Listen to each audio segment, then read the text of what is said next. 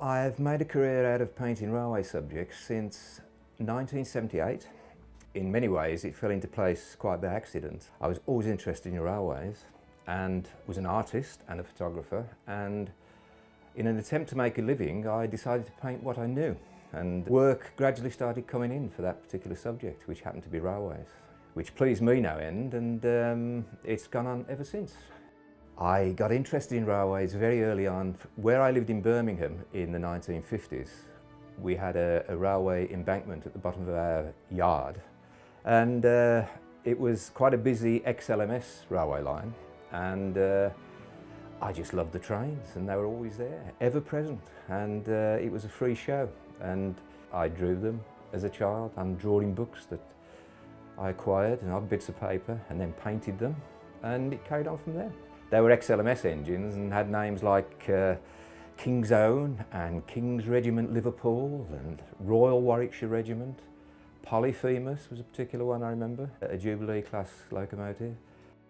Well, I graduated from Birmingham College of Art and immediately started work at Metro Camel, which was a railway orientated company in Birmingham.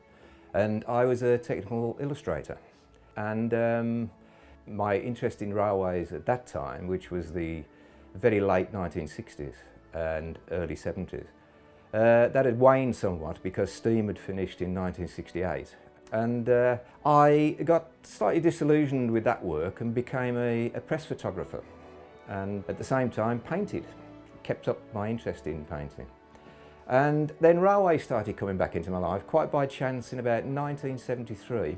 I was on holiday with my family in Cornwall and saw a diesel locomotive that I thought had disappeared many years ago, and thought, oh, that's interesting, and spent most of the fortnight's holiday with my camera out and about on the railway rather than on the beach with the family.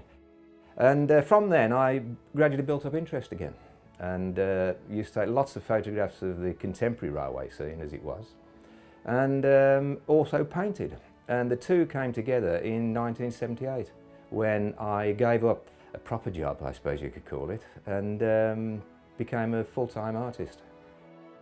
Most of the work that I do is commission work, mainly private individuals, but over the years I've worked with a lot of railway companies, Virgin Trains, Docklands Light Railway, Eurostar in the past, and many others.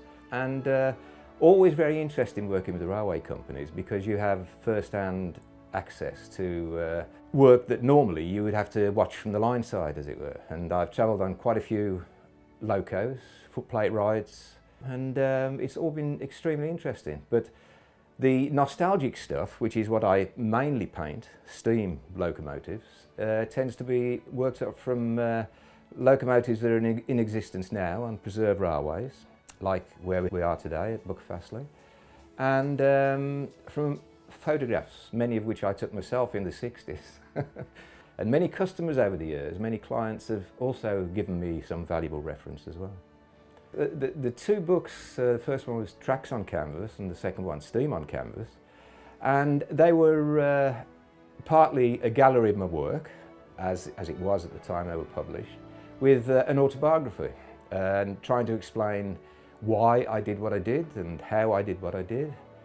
Some of the pictures were accompanied by step-by-step illustrations, from a bare canvas to the finished thing, which usually goes down quite well, and drawings also. And the books were a combination of all those things, and they seem to go down pretty well.